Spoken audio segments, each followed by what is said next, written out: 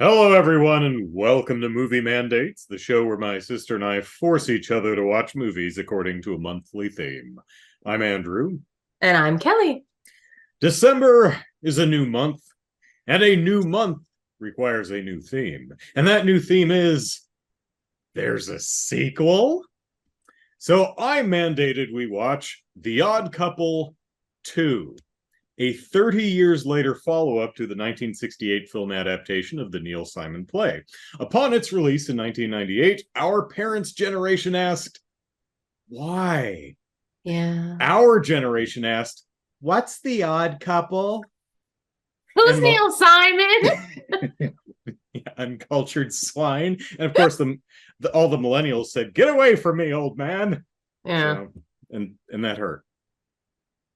Anyway, it's only fair that since I mandated today's movie, Kelly gets to challenge me in a segment we call Trivial Trivia. Yes, and I'm very ready. So I have stolen the best trivia question, which is why it's so nice that I get to go first on these months. So in research, as much research as you can do for this subject, I have come across three different ilks of sequels, right? You have the sequel that just takes off where the last one left off. Same people, this is their next adventure, if you will, or whatever, right? You have the sequel that takes the same, not story, but like, this was the idea of this film. We're just going to make another film with that same idea, give it the same name, and like kind of keep it within the same franchise type of thing. Okay. And then you have the third type, which is a movie that was written that without the help of being buoyed by a known film gets reworked to become a sequel in a film. Do you see the difference in all three? Yeah. Okay. Can you name an example of all three? Okay. So the first one is a direct continuation of the first movie. So Ghostbusters 2 Perfect. would be a example of that. The second one would be the other thing you mentioned is a sequel that takes the IP. Takes the IP, is definitely the IP, but is focusing on a different area. I would assume with at least mostly a new cast, maybe one continuing character. Sure, like that person, like, oh, right. I could say something. It's interesting. I could keep on Ghostbusters, and I could say the 2016 version, which is Ghostbusters, but is completely divorced from the original two films. Yeah. Or I could say Afterlife, which is mostly all new characters with ties to the original. But I already said Ghostbusters, so let me try something different. So I'll say The Nightmare on Elm Street 2. Yep. Which, other than Freddy Krueger's still in it, same actor Robert Englund, and they refer back to Heather Langenkamp's character Nancy Thompson from the first film. It's an all new cast, takes place in Nancy's old home, same house. I don't know why they decided that Nancy's house was like the nexus of the Krueger haunting for some reason. It became a thing for some reason, but whatever. You could also, horror movies are a great example of this. Horror movies are very. You could also say like a Texas Chainsaw Massacre 2, which has most of the villains, but a completely all new cast, and that's typically every slasher film. Right. Well, I was thinking also Season of the Witch. I know that's 3. True, but it's the IP, it is and it's a sequel, right? It's yeah, absolutely. So that's a good one too. All right. And then you have the third type, which is a movie that was probably never intended to be part of the franchise in the first place, but they couldn't sell the damn thing, so they said, "What do we own?" And they said, "Well, just work it into that." I'm pretty sure that happened with the Carrie sequel. I don't think the Rage Carrie 2 was originally a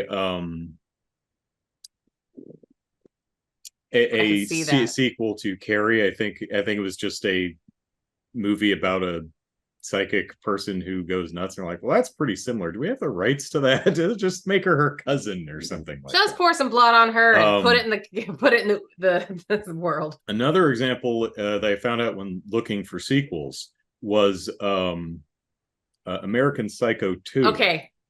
So that was going to be my pick. It is not my pick, and not just because you said it, but when I found out that it was another movie, I was like, no, I can't do that then. Yeah, and I forget who the lead actor in that is, but Mila Kunis.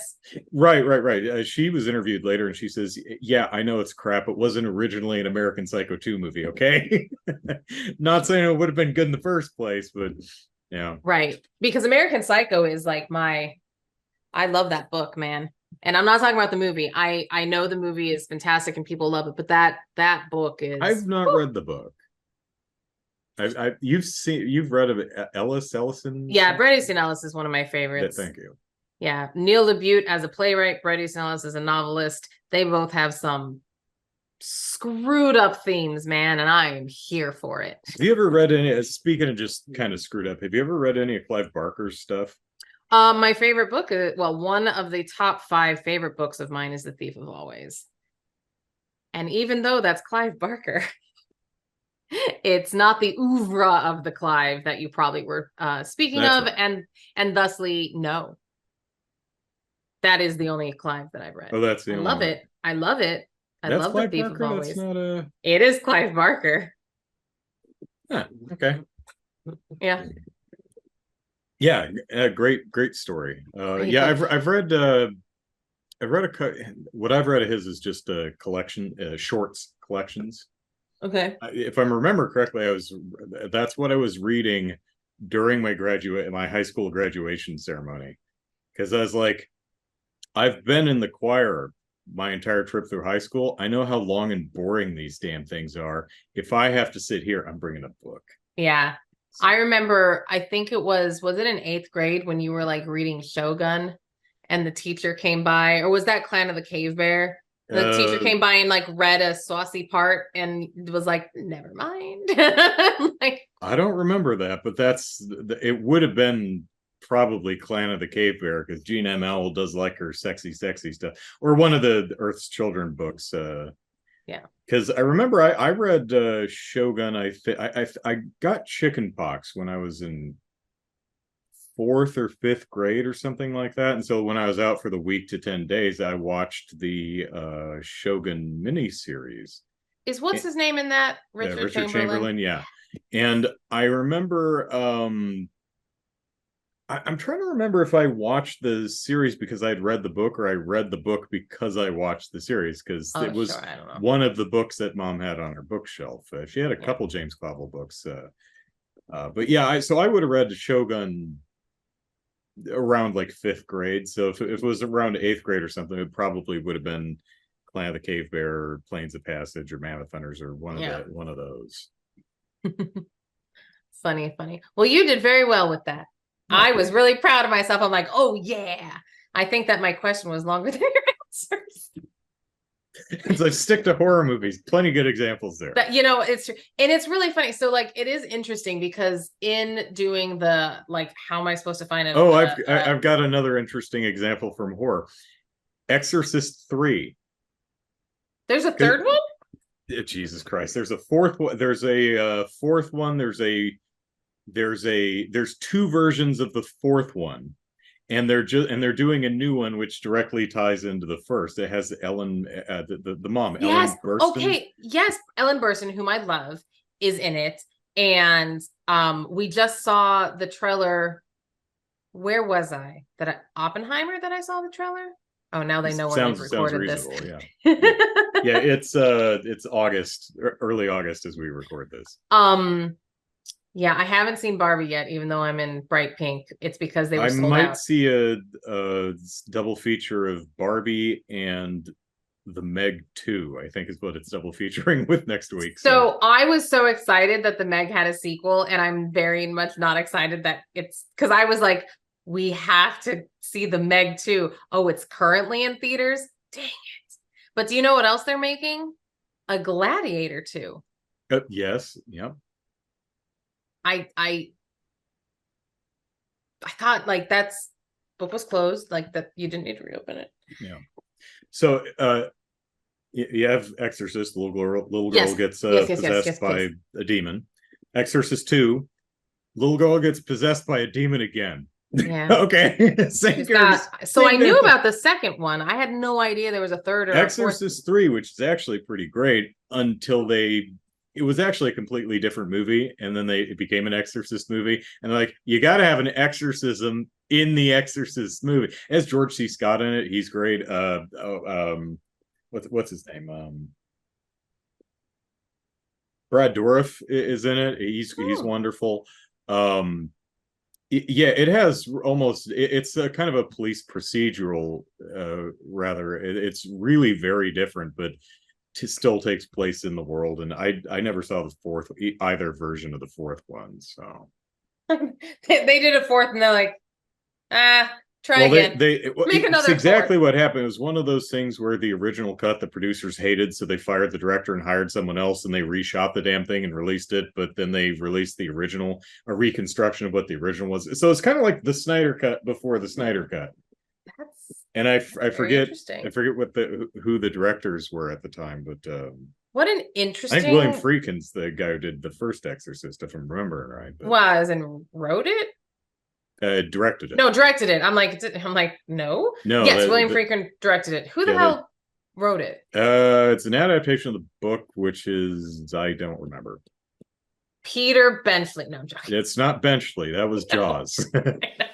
And Peter Benchley did not write the Meg. That's Steve Alton. Oh, fun story. We're never going to actually talk about Odd Couple 2, by the way. But that's fine. I hope they don't tune in to listen to us actually talk about it. Yeah, so I read the Meg and its sequel, The Trench, back. Which is funny because I guess when I was in college. But I don't think I realized. Here's the best part of this story. I don't think I realized the Meg was a book until I noticed the tagline, The Trench. And I'm like, there's a book, The Trench. Yeah, the book is the book is called Meg, and then the second was just called The Trench. Yeah, and I think reissues probably have it called like a Meg story or a Meg tale or something like that. But yeah, I read Meg and its sequel back in turn of the century, back when I was in college, and I thought they were fun. And they've been trying to make Meg for 20 years, and they finally did. And I actually finally got around to seeing it earlier this year, and I was genuinely very surprised. I thought it's so fun. Really quite good. I think it like the first 80 minutes, I was thinking, oh my God, this is like Tremors level good. I was really into this movie. I don't think it sticks the landing in its third act, but yeah, there's a but it's so I've seen it more than once. Yeah, it's one of those movies when it's on, I'm like, sure.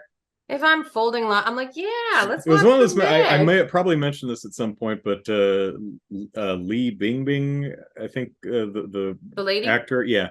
I remember thinking, I mean, they're great, they've got chemistry, but it would be nice if they were a little bit closer in age and not 20 years apart. And then I looked it up, and she's 50. I'm like, oh, holy shit. Okay, they're yeah, well done, Miss Bing Bing, looking good. Yeah. So what was I saying? Oh, so I saw the trailer for the sequel. I haven't seen the trailer yet. Yeah, saw the trailer, and I was like, there's some things in the trailer. I'm like, well, that's from the second, or the trailer has a sequence which is the cold open from the first book. And then the trailer seems to be a plot point of the second movie seems to be, I think, the epilogue of the second book. So it's interesting. So I'm like, oh, that's interesting. And I said, I wonder if Steve Alton ever wrote any more. And yeah, there's like 8 of the damn things. And I was like, oh, holy shit, he kept writing them. I did not realize it. Well, so cool. This could be the new Fast and the Furious franchise. Just all the Megs. Yeah, I'll watch Jason. I've only seen that there's 10 minus the spinoffs, and I've seen the first one. I've seen the last one with the same friend too. So it was a nice bit of symmetry. That is nice. Lena and I saw the first one when we were in college.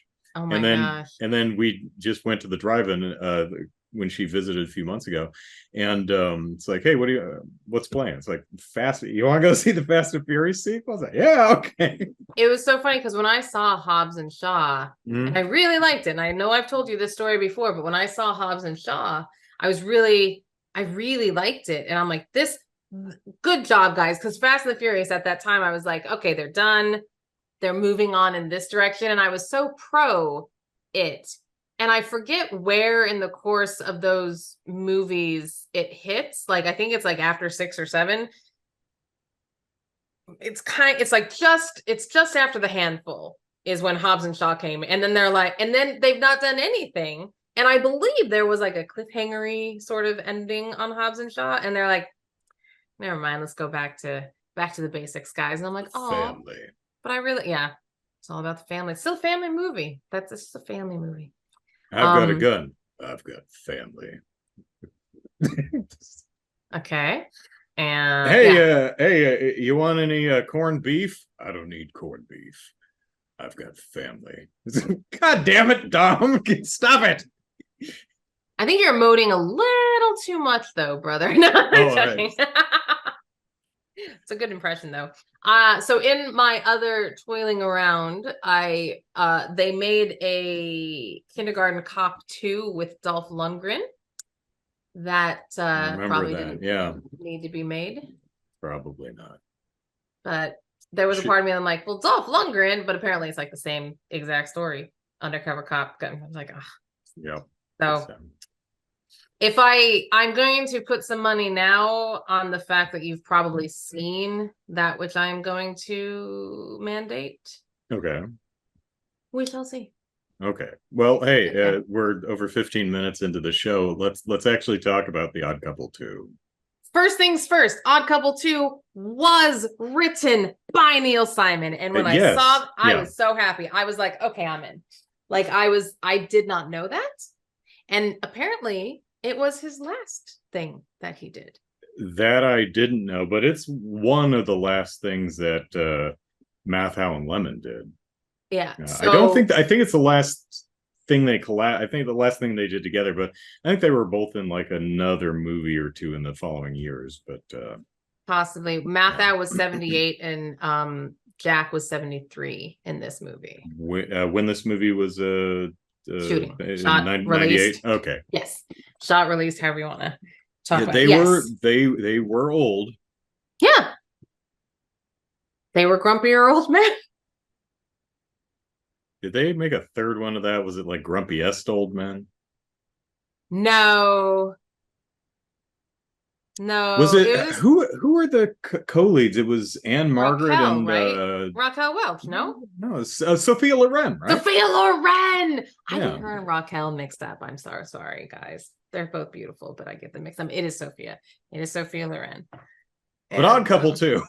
But Jean Smart and Christine Baranski are in Odd Couple 2, both brilliant, beautiful ladies who I was very excited.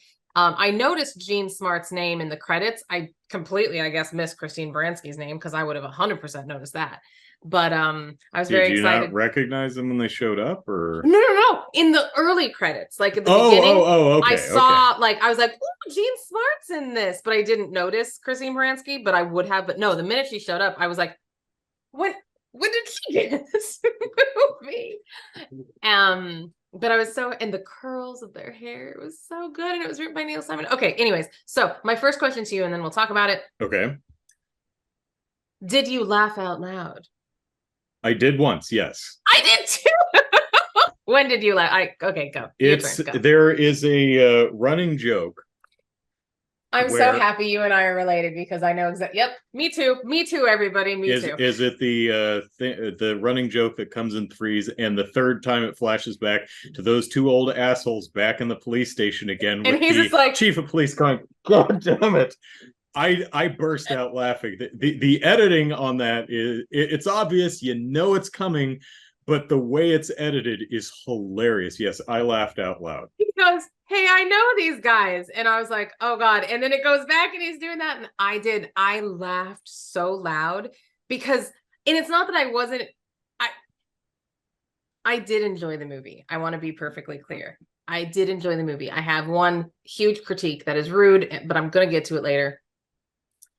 But I never laughed at. I was enjoying myself. I'm like, these are fun. Like it was almost like that annoying thing that people do that they announce that it was funny. Like that was funny. Oh, that's clever. Oh, these were the things going in my head as the dialogue was happening and the jokes were coming out, because as these sort of plays are, and I know that it's a movie, but like it's a play. There are two of them in a car for quite some time. Simon's like, a playwright, and he did write the screenplay, but but it has that kind of thing, and every word is there for a reason. And so I was enjoying it in a sense of respect in a way.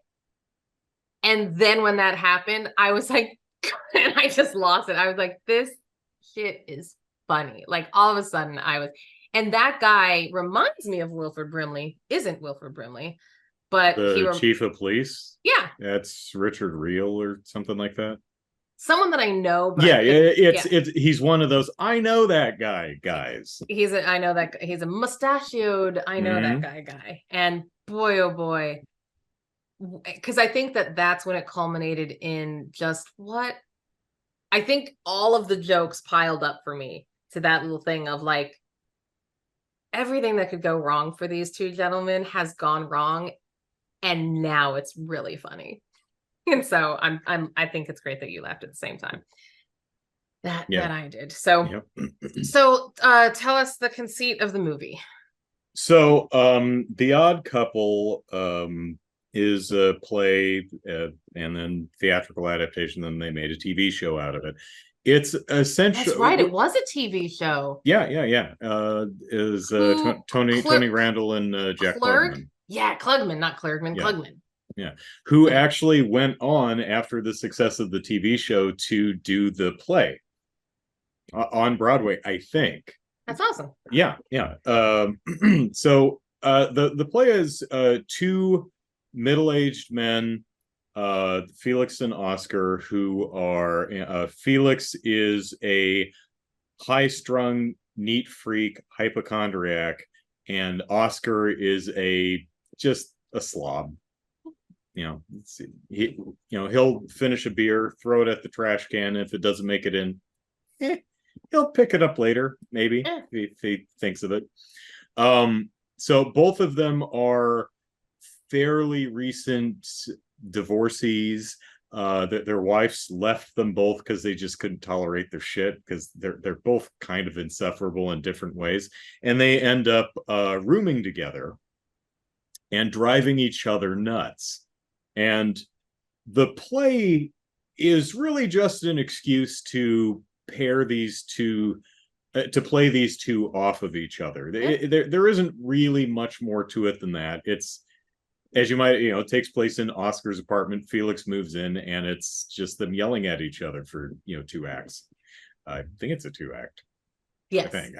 It's not a 1-act. I've actually done the play. I'm trying to remember it. And guess what character he played? Felix or Oscar? Guess which one I played. Well, now that we're setting it up like that, I played Felix and not Oscar, which I remember telling people at the time, and they're like, why are you playing Felix? And it's like, because the other guy that was cast is like 6'5". I forget his name, but yeah, he's huge. He was huge, and he wore that gray shirt that had like the perma sweat stain. It was great. It was a wonderfully casted show. That was an effect. That was I know. We soaked that shirt in something to get permanent pit stains in it. Yeah. It was really great. But I do recall when you were cast as Felix, everyone was expecting completely. If I got a role, everyone was thinking Oscar. It was like, oh, he's gonna be Oscar because he's grumpy and like I'm just like, and it's called acting. So yes, so that's it. So the film takes place 30 years later. Walter Matthau and Jack Lemmon apparently had children. Got married again. Apparently, well, maybe they had very young children. I don't recall them being mentioned. I guess they just got remarried and had kids fairly soon after, because these kids are in their 30s. Yeah, they Well, are. Jonathan Silverman's was probably late 20s. The other woman, I can't tell. So I will say within this I mean, they're movie, pushing 30 at best, although at least. although in the real world it took 30 years for the sequel to be made, in the movie it's 17 years. Because when they see each other at Oh, the airport, I didn't take that to mean it's been seven. Yeah, in the movie, Walter Matthau and Jack Lemmon haven't seen each other for 17 years. I didn't take that to mean it's been 17 years since The Odd Couple. no, but like I thought like, okay, that it's probably been, after The Odd Couple, they went their separate, they both got married again because we do learn that they've had multiple divorces, these gentlemen. Or no, I think Oscar only had the one. Oscar, I think yeah, Felix had like 3 or 4. Felix had 3. Oscar's first wife, so the mother, had 3, but there was a lot of several marriages in this movie. That's right, Oscar only had the one. So I kind of, when he said 17, I thought, okay, so that means that Jack Lemmon, when he found his next woman, moved out. So it ostensibly the kids were still quite Yeah, the kids young. would have been 8 or something. Yeah. Yeah. Somewhere between the 5 and the 10. Anyway, the plot of the Sorry. movie is Felix Maths. and Oscar. They live on opposite sides of the country. They haven't seen each other in a decade and a half. But their children, Oscar's son and Felix's daughter, are getting married. So they meet at the airport and drive up to San Clemente or wherever the hell they're going, which is a running joke in that every town in California starts with either San or Santa, and it's like there's a lot of them. Yeah, especially in a certain concentrated area, there's a whole bunch that you'll go by. They're all Sans and Santas. Yeah, a lot of San and Santas here. So it's a road trip movie. Felix and Oscar meet at the airport. They get in the car and they drive to the wedding, and shenanigans ensue. mm-hmm. And can they manage to make what's I think supposed to be like a 2-hour drive in days, and it takes them 3 days to get there, and they keep getting arrested in the same small town in the middle of nowhere. So the first time they get arrested is the first time with the illegals, with the peach truck. Yeah, okay, it is with the peach truck. So the first time they get arrested, they flag down a gentleman, which is also a funny moment because they're trying to flag down a car because their car took a tumble over a cliff. Right, they're at this point. Yep. And they're trying to flag down a car, and they're at like an intersection, and like every time they look this way, a car like goes fast behind them. They're like, where'd that guy come from? And then they're like, okay, we'll look on this road, and then the one comes the other way. And I know it's stupid. It's so stupid. Very but cartoony, so but funny. it's funny. It's just always just so funny. So they flag down a dude who has a peach truck, and a very overtly nice gentleman is like, yes, please get in, I'll take you anywhere. And then he runs into not runs into like crash, but like as they're driving going the opposite direction is a couple of friends of his. And so they stop the peach truck, and he gets out and he talks to his friends, and he comes back to Walter and Jack and says, or Oscar and Felix, and he's like, something's wrong at home, my friends are going to take me, just drive my truck the rest of the way to the gas station where you guys were going, and just leave it there. My name is Rico. They know me. It's fine. I'll come back later, but I trust you guys. It's great. Just get to the gas station. That's where you were headed in the first place. So the minute this happens, I'm like, oh, what's in that truck, buddy? Whoa, what's in that truck, buddy? People was in that truck, buddy. That's not what I thought. And so that was the first time that they got arrested, right? Or was it the other dude? No, that was the one. They're driving a truck that's smuggling people in the back, and they get stopped at a police checkpoint. And they're like, hands up, come out of the truck. And they're like, we didn't steal this truck, honestly. We didn't steal the peaches. We didn't steal the peaches either. We were gonna. He loaned it to us, and we're gonna give it back. I know it sounds funny. And so they get arrested, and the police chief is like, yeah, okay, we you guys are just stupid. So please go away. And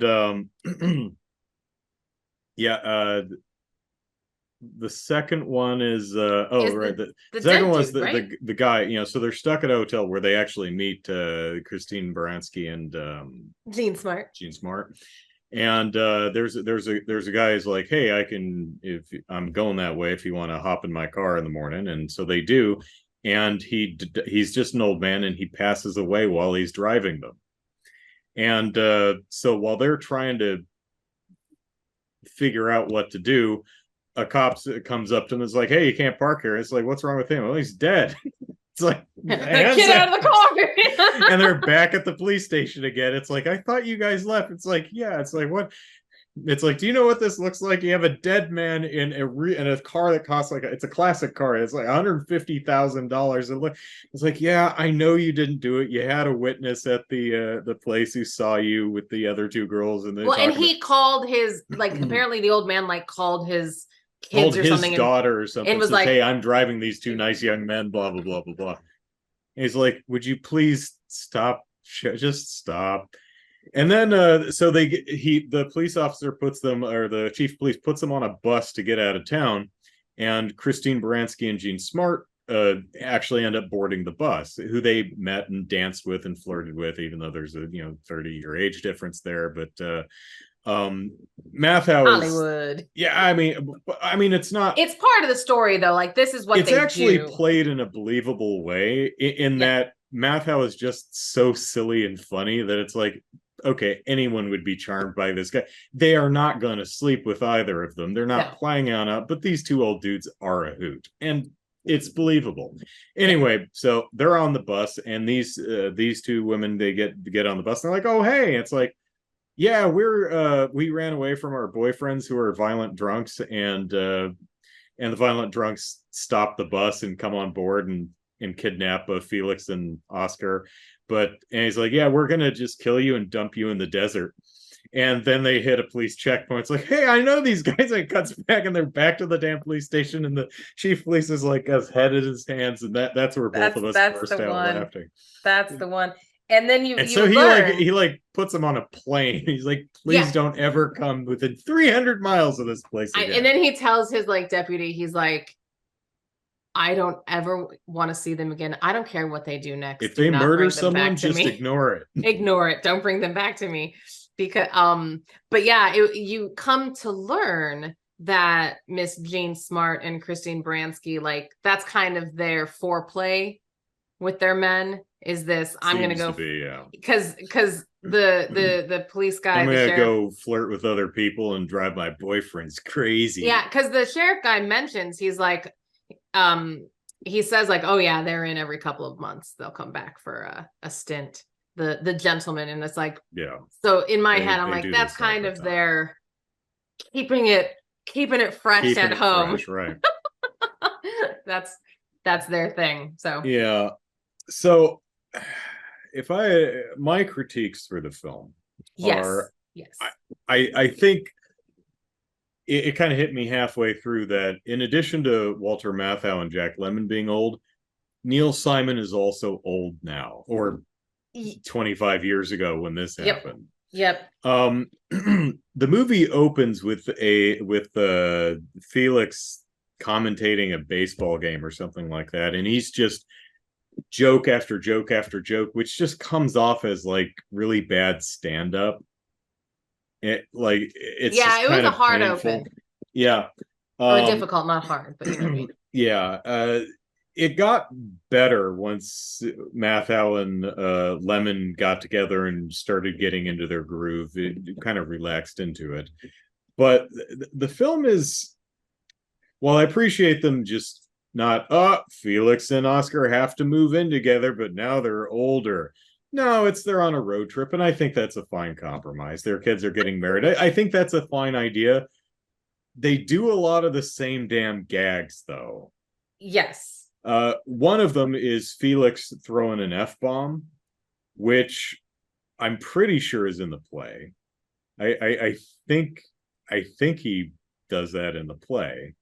I can barely remember, but if he does, it's not at the 20-minute mark, because that's something. Felix dropping an F-bomb because he's a neat freak. He's like, Oh, everything he's a has to be neat, yeah. and everything in its place, and he'll say hell and damn, but Jack Lemmon's a little vulgar in this film, and he does the F-bomb twice, and the first one is like 20 minutes in the film. I'm like, that's too soon for that to work as a joke, to be shocking. Yeah. Also, the focus is almost entirely on our two leads, Oh, uh, yes. which means we never get to know the kids. So when they try to do something like, oh, the groom is having second thoughts, it's like, this doesn't mean anything to me. I don't know either of the characters. So when Walter Matthau's having the heart to heart, and it's like, this.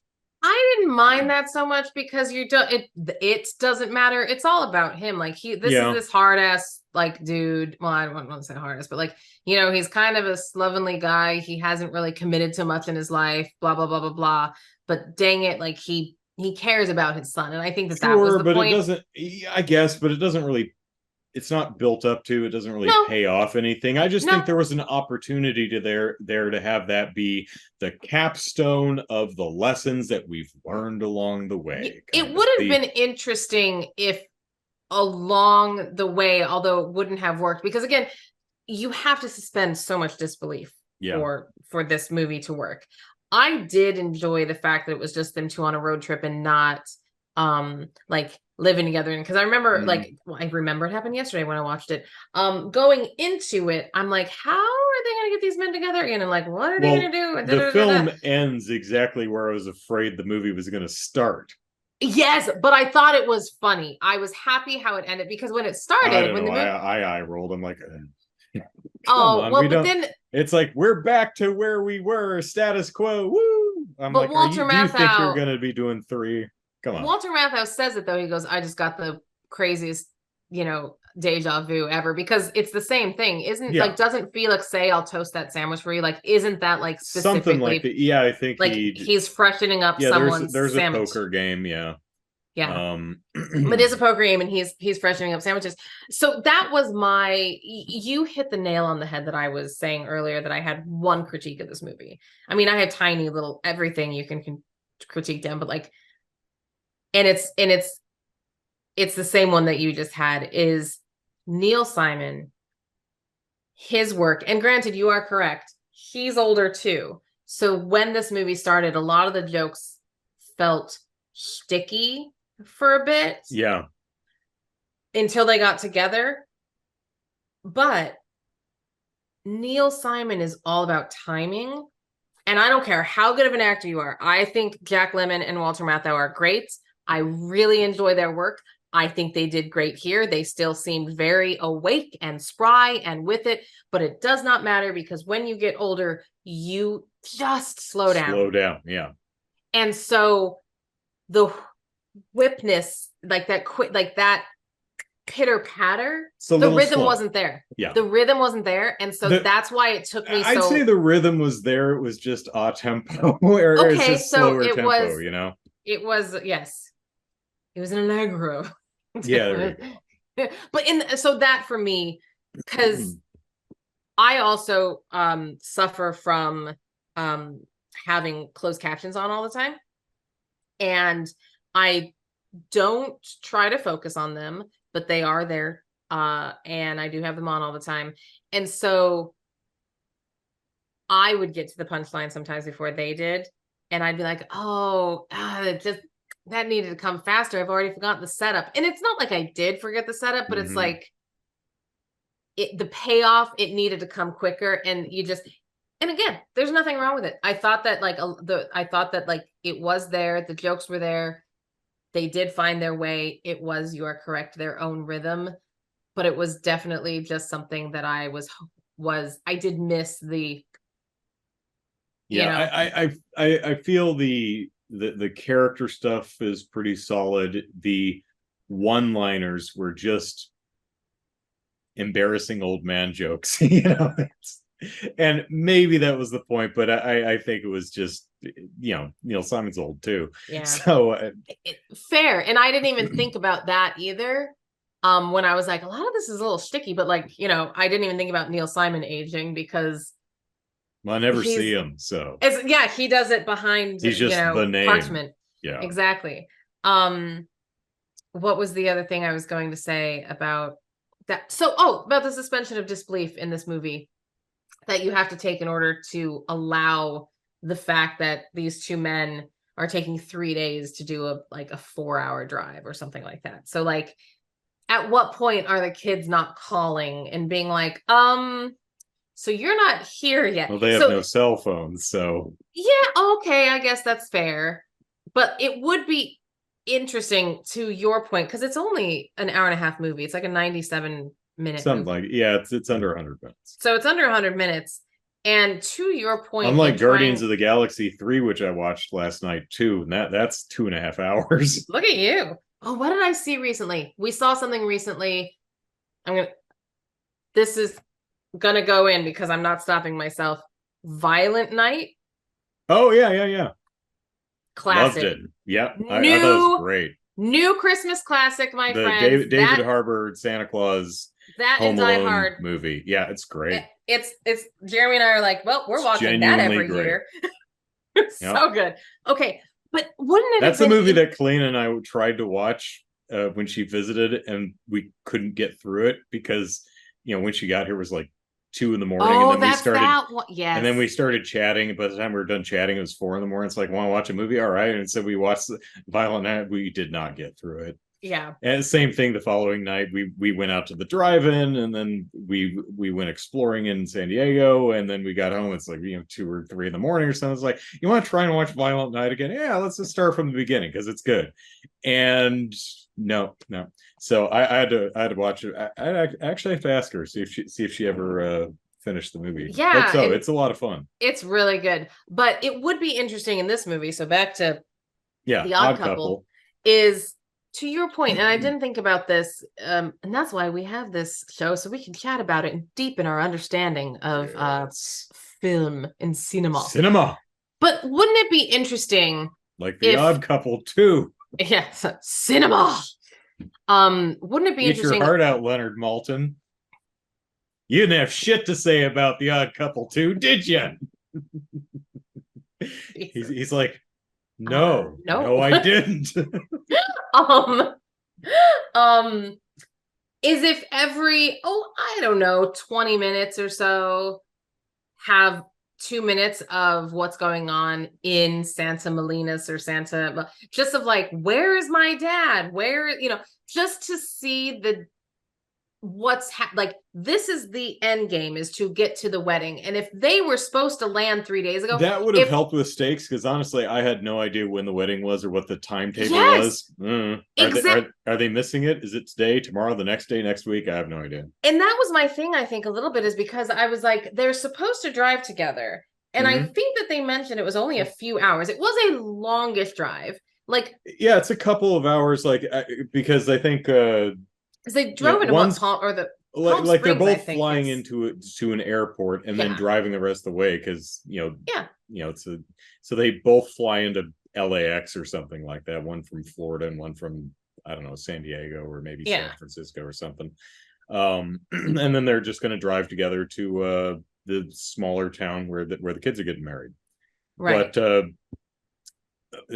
Felix falls asleep. Oscar's smoking a cigar, drops some ashes on his lap where the directions are. They light on fire, so he throws them out the window. And Felix is like, so he just gets lost, and then Felix is like, all right, fine, let me get the directions and the contact information in case we hit a payphone out of my luggage, which Felix left at the rental car place on accident.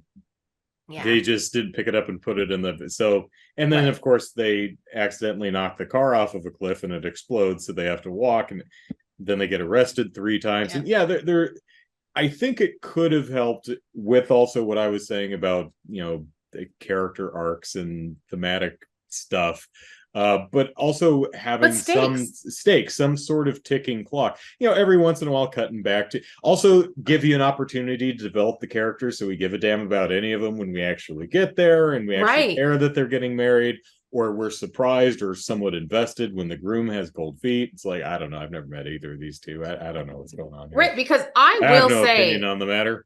that more than once during the movie did I think they've missed the wedding, right? Yeah, it's like it's over now, right? I mean, Like they've missed it, right? it Like had I to really have was been I like the yeah. latest it could have been was like the following day, right? It's been 3 days. Yeah, and that was my thing. I was like, it's done. And then like they show up on the day of the wedding. And I'm like, well, that's kismet, but I mean, all this, so you're supposed to be there. So ostensibly, you're supposed to be there 3 days ago. Like, Yeah. at what point are these people not freaked out? And when they show up, they just kind of go, oh, there you are. Yeah, it's like, I mean, I think they can't call them because they don't have the contact information. Right. And they can't remember that it's yeah. Santa So something. I don't know. It's like all of that yeah. makes sense on the old man part, but like, yeah, but yeah, I'm with you. I didn't think that I love that I just keep pulling my hair out.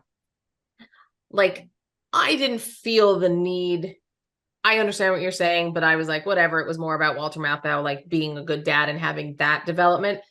But at the same time, thinking that there needed to be something driving them to, because you kind of forget halfway through what their end game is, because it's just a cyclical shenanigan moment that you're just, and you're like, oh yeah, they're actually trying to get somewhere, guys. So yeah. So I found it to be I also found I love the fact that they kept the Odd Couple theme that they used for them, because that's a classic theme. Yeah, it's a wonderful theme, and they ended up using it for the TV show too. It's a great theme. I feel it's overused or not. I don't think it's often used appropriately. It was just like, we need them to remember that and you're like, and it comes because it's such a it feels like a crutch dated because it's such a dated tune as well, using it as its era, but it's great. Didn't say it wasn't, but like, disco's dated, but it can still be good when used appropriately and we listen to it appropriately. And like when it seemed to like punctuate that which did not need. It's used in the wrong place. I mean, it's kind of like when they did the RoboCop remake. They brought back the da da da da da. Is that the one with Joel Kinnaman? Carl Urban did Judge Dredd, Dredd, but yeah. Yes. Yeah, and like, movie sucked anyway. But the theme, like, they used incorrectly. It's like, dude, that's the RoboCop theme. You can't use it to introduce Alex Murphy. That's improper use of theme. Stop it. One thing. So I found it a pleasant enough watch. I found it amusing. I laughed hard once. Other than that, I was just. It was a pleasant watch. Do you need to watch it? No. Nope. No one needs to see this. But I mean, if you're flipping through channels, which is not a thing we do these days, but if you travel back in time a couple of decades and you start flipping through channels and it's on and it's the middle of the night and you have nothing better to do, sure. Keep it in the background. You'll hear a couple good jokes. Yeah. One thing I thought was really funny was actually a bit of filmmaking was when they stop the car so that Felix can go get his luggage out of the trunk. Felix wakes up because Oscar's smoking and he's like, open the windows, and they open the windows. And as Felix walks back to get his stuff out of the trunk, there's an insert shot of Walter Matthau rolling up his window. I'm like, why? And Felix, discovering his luggage is not in there, walks back around and taps on the window. I'm like, oh, continuity error. And you had to film Walter Matthau rolling up his window so that Felix could knock on the window. Oh, that's funny. Did you have to bring Walter Matthau back? Because this was before you would have the ability to like cut him out of one scene and paste him into another or something like that. Right. So they probably I don't know when they caught that, but that was definitely an insert meant to it's like, oh shit, the window's down. We need to because it's this weird rolling up the window. I'm like, well, that's an odd choice, but my biggest gripe was the other window moment when was it water? Why there was a bucket of water or something? He twists his ankle and he's just a whiny complainer, but he's got his foot in a bucket of ice. And he's like, open the window because I want to dump the ice. He goes, it is open. He just throws it and it's closed. It's just clean window. And he throws all the ice water. But in my head, I'm like, I don't care how clean that window is. Your hair is not like there's no wind. The window isn't open. Like, you know, the window's open. Like, that was the one part that I was like, yeah, I will suspend my disbelief really gosh darn far, guys. Like, I am really good at being okay with where a movie goes sometimes. And then I think Walter Matthau does the same thing later in the film when he's eating one of the peaches and tries to chuck it out the window, and it's still a closed window. But I don't, yeah, they're old. So yeah, I guess. And what's funny is I forget which movie it is, but I think it's like they reuse that joke, or that joke stolen from an earlier movie where they do the same thing where someone's spitting grape seeds at the window and spits it right into a closed window. And I think it's like either My Fellow Americans or what is that? I know I'm gonna have to think of it because I remember, you know, the spitting, and all of a sudden it's like right there. Yes. Oh my gosh, that's gonna it's like up. Nope, it is right closed. there. Yeah. Like that middle, and it's such a weird thing because it's a grape seed, and grape seeds are so weird looking. Oh gosh, I was about to say something and now I don't remember what it is because that was so Now I'm gonna have to think about. Well, at the very least, Odd Couple 2 may have been unnecessary. It may not have had really anything to say, but yeah, it's nice to. Although we saw Walter Matthau and Jack Lemmon doing this shtick throughout several movies throughout the 90s, it's always fun to see them doing their thing. Yeah. Nice when people get work. There's some funny stuff in there, and it's one of those unnecessary sequels that's not a like betrayal of the original. It's like I don't think any of our parents' generations are going to be, you destroyed my childhood or anything. Agreed. Like that. You know, it's fine. Benign. Yes, it's benign. There you go. It did not do anything to change the characters, which also means that it didn't betray anyone. Maybe there's no growth, but at least there wasn't any sort of like, you know, we're just going to completely change circumstances and make them completely different. Well, if you don't want growth because it could be cancerous. Yeah. Damn skipping. Okay. Oh my goodness. Crazy. Well, yeah, we felt about exactly the same way. That's how it should go. And I'm gonna not live up to yours. Yours will be better. Let's see if we keep this streak going. So I went through what has a sequel? So much has a sequel. I have found, did you know? So the one that I really wanted, I will actually tell you because I cannot find it anywhere. Like streaming anywhere? Or exactly. To rent? Or anywhere. So this would have been, I would have picked this if it were available to actually watch anywhere. Correct. Okay. Did you know that they made a sequel to Rosemary's Baby following the baby trying not to become the Antichrist?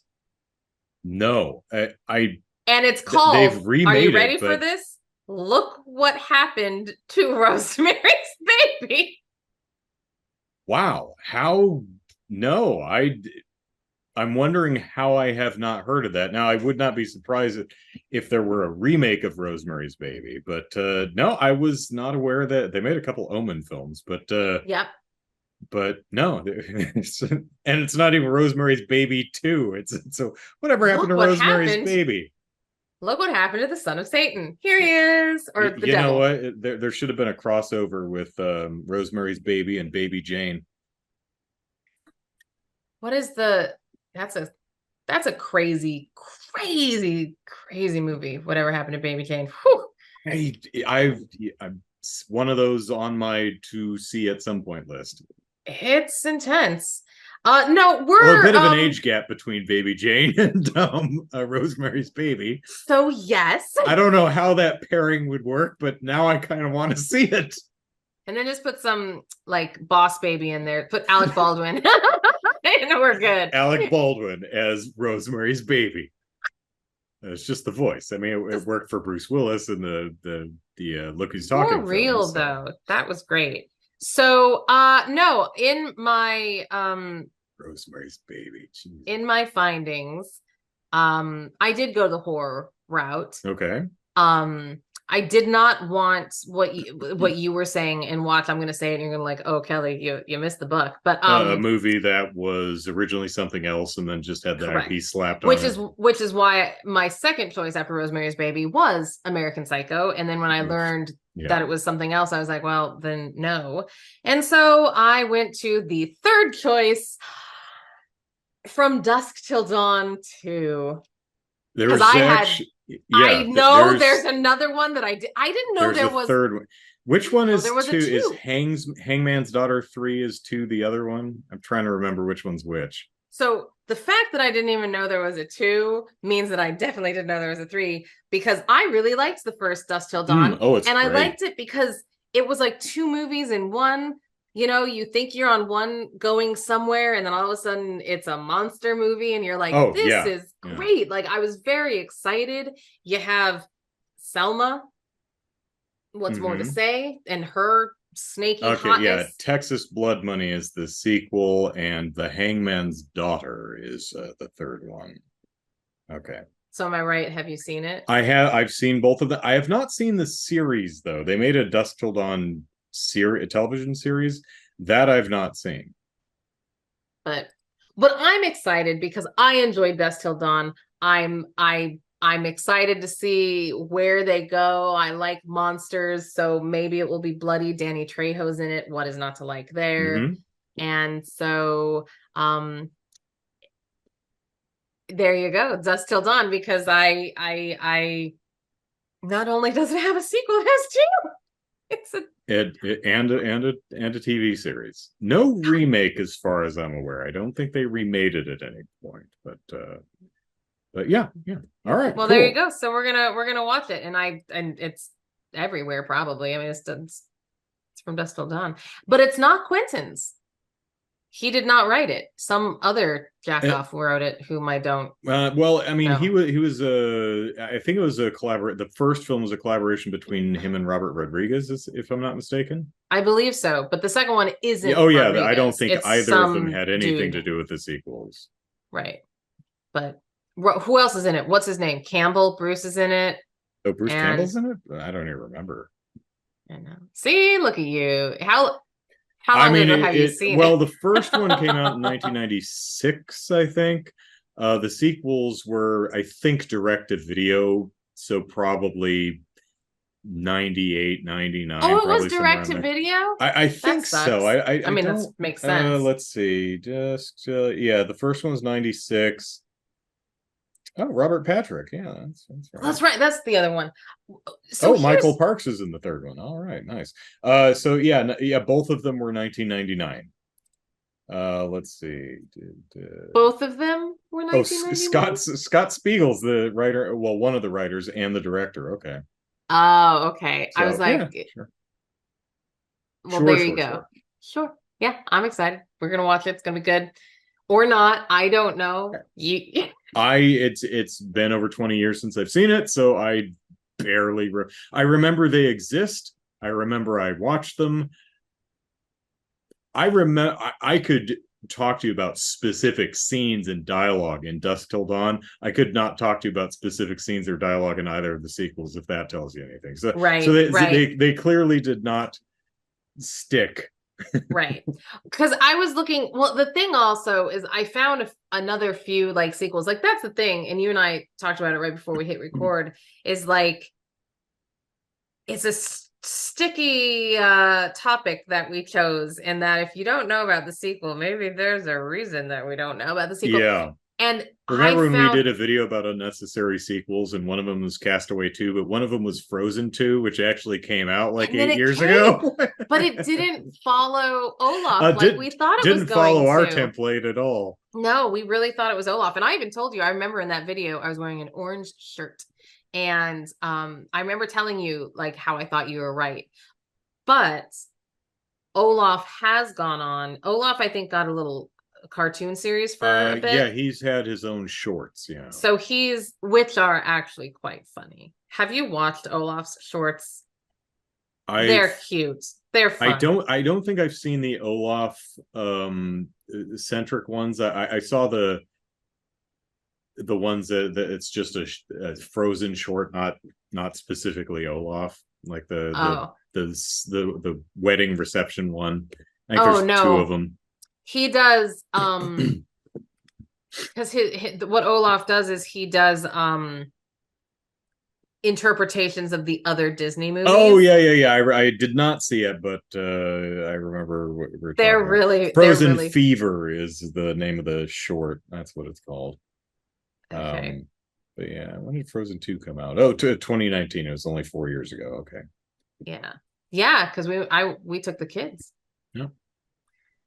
And I don't care what anyone says. Lost in the Woods is the best song from that film. Dude, and far. I'm so since we're on topic, and we'll say goodbye in just a second, but there was an article that came out. I didn't read the whole thing because it's one of those, like, when you get halfway through, it's like to read the rest of the article. And I'm like, X, nope. I got the idea. But it was talking about Lost in the Woods and comparing it to Ken's song in the new Barbie movie, because apparently Ken has a song called I'm Just Ken. I still haven't. Okay. The movie will be seen very soon. I have my first I know travel. Ryan Gosling can sing, so.